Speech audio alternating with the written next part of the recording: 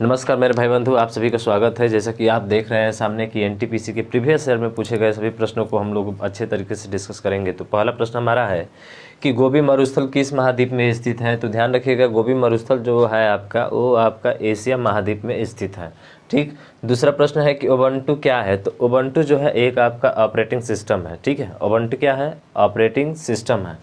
तीसरा प्रश्न है कि 1 अप्रैल 2019 से किन दो बैंकों को बैंक ऑफ बड़ौदा में विलय कर दिया गया।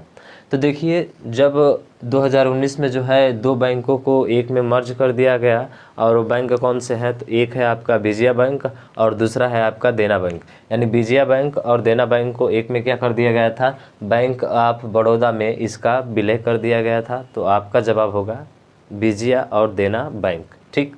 तीसरा प्रश्न है कि कंप्यूटर के किस भाग को उसका मस्तिष्क कहा जाता है। तो ऐसे भी जानते हैं कंप्यूटर के किस भाग को मस्तिष्क कहा जाता है। तो सीपीयू को कहा जाता है।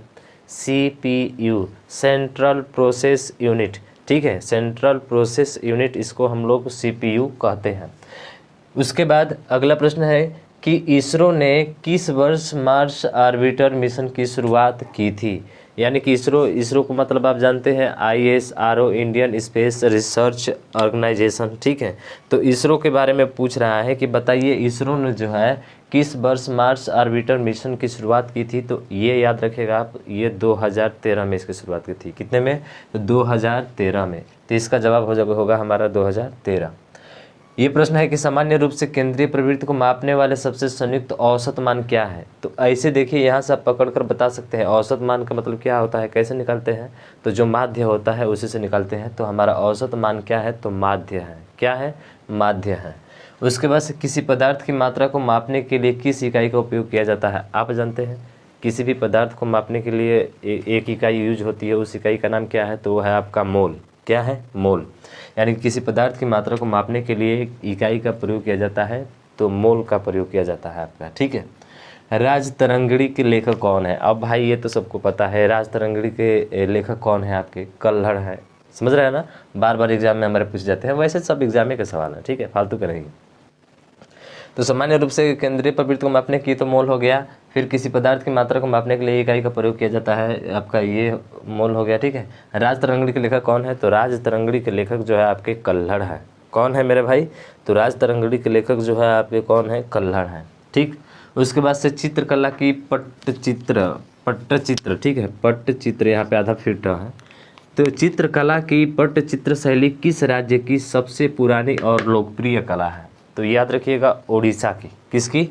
तो उड़ीसा की जो है पट्टचित्र शैली किस राज्य की सबसे पुरानी शैली लोकप्रिय कला है। तो वो आपके उड़ीसा की है। किस सिख गुरु ने खालसा पंथ की स्थापना की थी। तो ये भी आपको पता होगा, गुरु गोविंद सिंह जी ने जो है खालसा पंथ की स्थापना की थी। कौन सा स्मारक दिल्ली में स्थित नहीं है। इंडिया गेट, अलाई दरवाज़ा, हुमायूं का मकबरा या बुलंद दरवाज़ा। तो इन चार में से आपको बताना है कि कौन सा जो है आपके दिल्ली में स्थित नहीं है। देखिए, इंडिया गेट की बात करते हैं तो इंडिया गेट आपका दिल्ली में है, अलाई दरवाजे भी दिल्ली में है, हुमायूं का मकबरा भी दिल्ली में है, बुलंद दरवाज़ा आपका दिल्ली में नहीं है, ये आपका फतेहपुर सीकरी में है। कहाँ पे है मेरे भाई बंधु? फतेहपुर सीकरी में। ये भी प्रश्न पूछा जाता है कि बुलंद दरवाज़ा कहाँ पे स्थित है। तो याद रखिएगा फतेहपुर सीकरी में जो है बुलंद दरवाज़ा आपका स्थित है। ठीक। कौन सी बीमारी विषाणु से होती है। चेचक, क्षय रोग, टाइफाइड और हैजा। तो ध्यान रखिएगा, जो कौन सी बीमारी जो है विषाणु से होती है, तो विषाणु से होने वाली बीमारी आपकी चेचक है।